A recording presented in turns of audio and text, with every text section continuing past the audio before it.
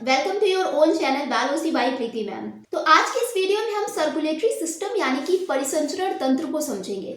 देखिए, आखिर परिसंचरण तंत्र का मतलब क्या होता है। तो समझिए, जो परिसंचरण तंत्र होता है इसके द्वारा ही हमारे शरीर में सभी अंगों तक ब्लड पहुंचता है। जो भी खाने से हमें न्यूट्रिएंट मिलते हैं, जो भी ऑक्सीजन होती है, तो इसी सर्कुलेटरी सिस्टम के द्वारा ही हमारे बॉडी के सभी टिश्यू और ऑर्गन तक ये पहुंचता है। ठीक है, तो समझिए कि सर्कुलेटरी सिस्टम क्या होता है। देखिए, the human circulatory system is a complex network responsible for transporting nutrients, oxygen and waste product throughout the body.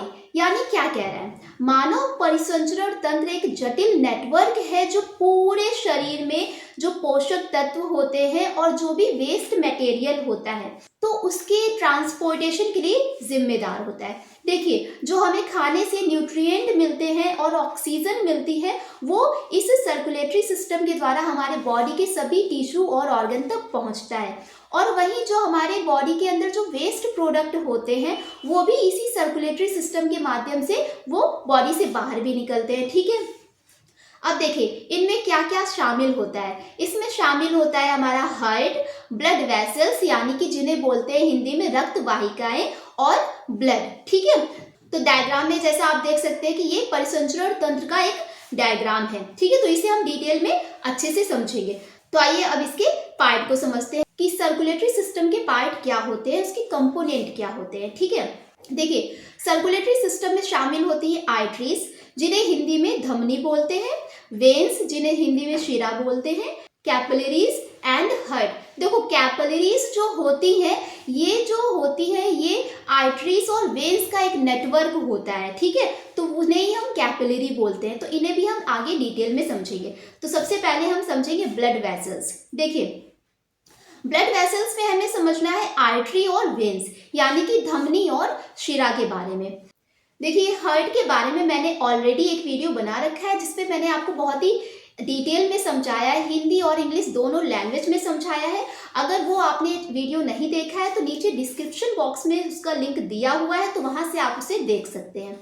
तो आइए समझते हैं हम ब्लड वेसल्स के बारे में, जिसमें आर्टरी और वेन्स को हम समझेंगे। देखिए, blood vessels transport blood and important nutrients and oxygen to the tissues of body। यानी क्या कह रहा है समझिए कि जो blood vessels होती है यानी रक्त वाहिकाएं होती हैं, ये हमारे शरीर में जो भी पोषक तत्व होते हैं और ऑक्सीजन होती है उसको हमारे शरीर के सभी टिश्यू और अंगों तक पहुंचाने का कार्य करती है। ठीक है, इसके अलावा blood vessels also removes waste carbon dioxide from inside of the body.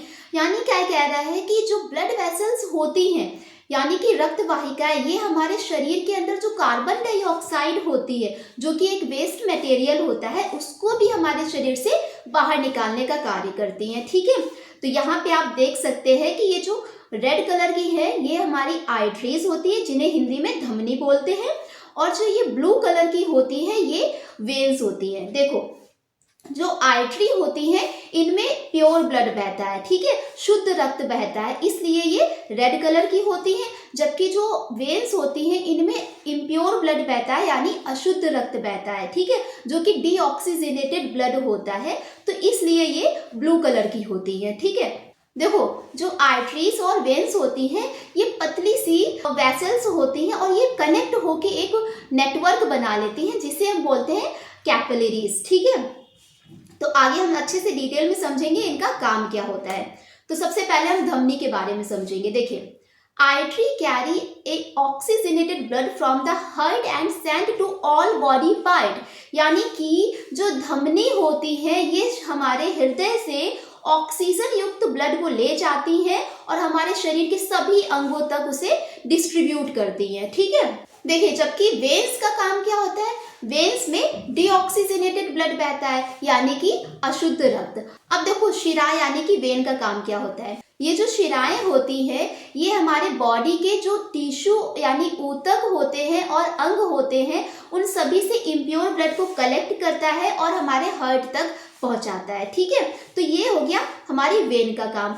I hope ये चीजें समझ में आ गई होंगी। ठीक, तो आगे हम समझेंगे अब सर्कुलेशन यानी कि जो सर्कुलेटरी सिस्टम होता है ये कितने टाइप्स का होता है। तो देखिए, in animals there are two types of circulatory system is found, यानी कि जो एनिमल्स होते हैं, जीव जंतु होते हैं, उनमें दो तरीके का सर्कुलेटरी सिस्टम पाया जाता है। एक होता है आपका ओपन सर्कुलेटरी सिस्टम एंड दूसरा होता है क्लोज्ड सर्कुलेटरी सिस्टम, यानी कि खुला परिसंचरण तंत्र और एक बंद परिसंचरण तंत्र। देखो होता क्या है, जो ओपन टाइप का सर्कुलेटरी सिस्टम होता है, जो इसमें ब्लड होता है वो किसी भी वेसल्स यानी वाहिकाओं में नहीं बहता है, ये ऐसे ही बॉडी में फ्लो करता रहता है। जबकि जो क्लोज्ड सर्कुलेटरी सिस्टम होता है, ये जो सर्कुलेटरी सिस्टम होता है, इसमें जो ब्लड होता है वो वेसल्स के अंदर बहता है, यानी कि जो वाहिकाएं होती हैं उनके अंदर बहता है, तो इसलिए इसे क्लोज्ड सर्कुलेटरी सिस्टम कहा जाता है। ठीक है, अब देखो जो ह्यूमन होते हैं, यानी हमारे में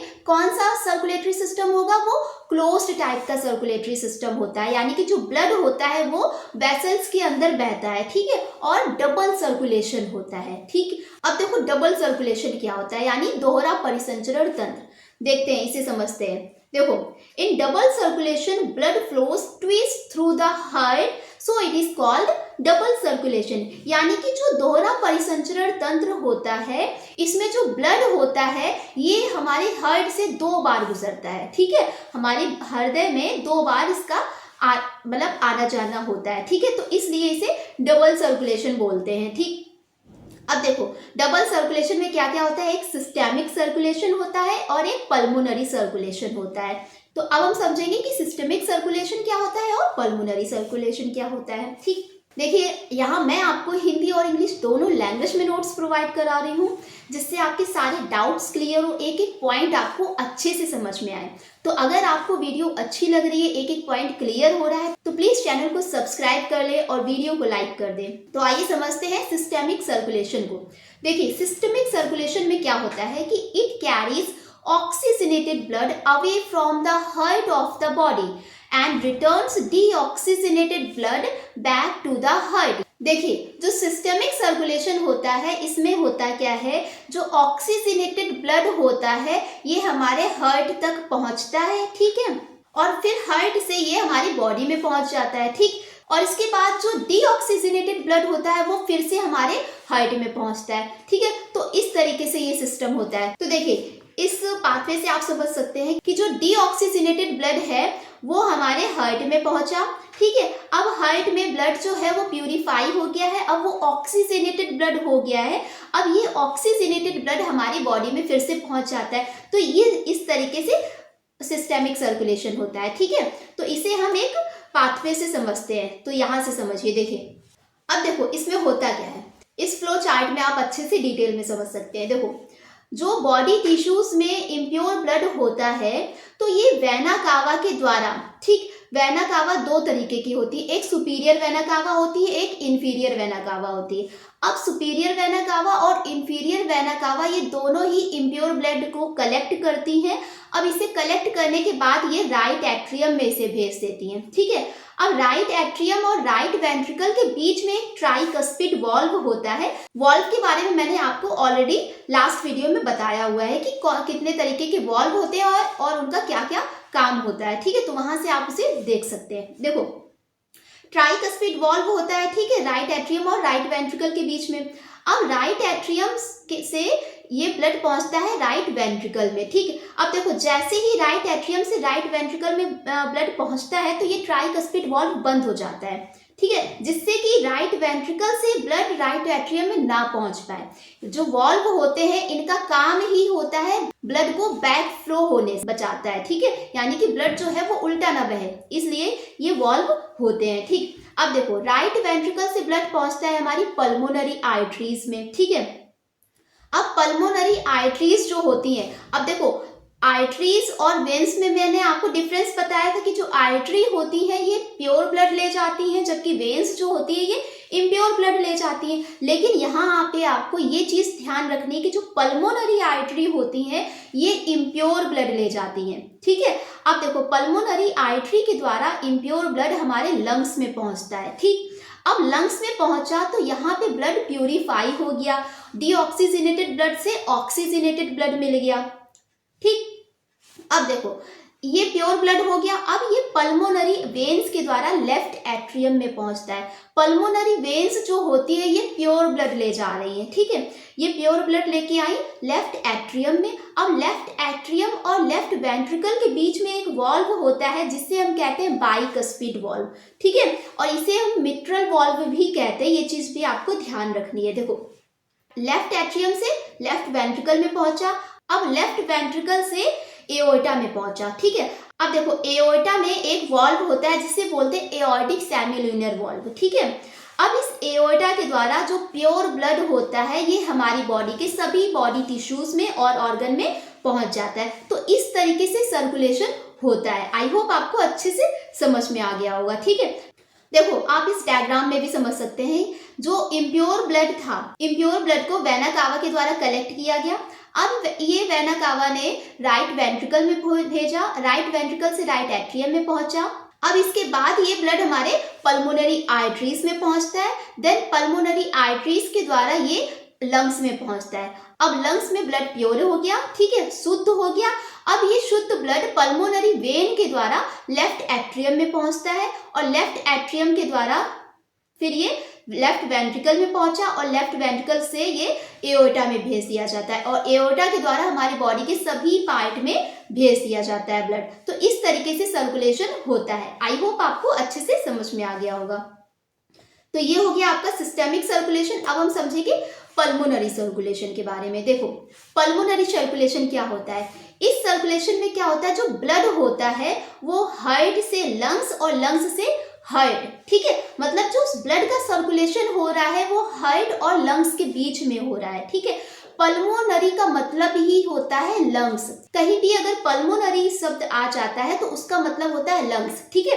पल्मोनरी शब्द आपके लंग्स से ही जुड़ा होता है, ठीक। तो पल्मोनरी सर्कुलेशन में ब्लड का फ्लो किधर होगा, लंग्स और हार्ट के बीच में होगा, ठीक। It carries the deoxygenated blood away from the heart to the lung। यानी कि पल्मोनरी सर्कुलेशन में क्या होता है, जो डीऑक्सीजनेटेड ब्लड होता है ये हमारे हृदय से फेफड़ों तक पहुंचता है और फिर ऑक्सीजनेटेड ब्लड दोबारा हार्ट में पहुंचता है, ठीक है। तो ये होता है आपका पल्मोनरी सर्कुलेशन। आई होप आपको अच्छे से समझ में आ गया होगा। तो आज के इस वीडियो में हमने सर्कुलेटरी सिस्टम के बारे में डिटेल में समझा कि सिस्टेमिक सर्कुलेशन क्या होता है और पल्मोनरी सर्कुलेशन क्या होता है, आर्टरीज क्या होती है, वेन्स क्या होती है, कैपिलरीज क्या होती है, ठीक है। तो इन सभी को हमने डिटेल में समझा। इसके अलावा अगर आपको कोई डाउट है, कोई भी क्वेश्चन है, कोई भी क्वेरी है तो उसे कमेंट बॉक्स में ज़रूर बताएं। इसके अलावा अगर आप इसके नोट्स चाहते हैं तो उसे कमेंट करके ज़रूर बताएं, तो मैं आपको इसकी PDF प्रोवाइड करा दूंगी। तो अगर अभी तक आपने चैनल को सब्सक्राइब नहीं किया है तो चैनल को सब्सक्राइब कर लीजिए और वीडियो को लाइक करें और इसे अपने फ्रेंड्स के साथ ज़्यादा से ज़्यादा शेयर करें।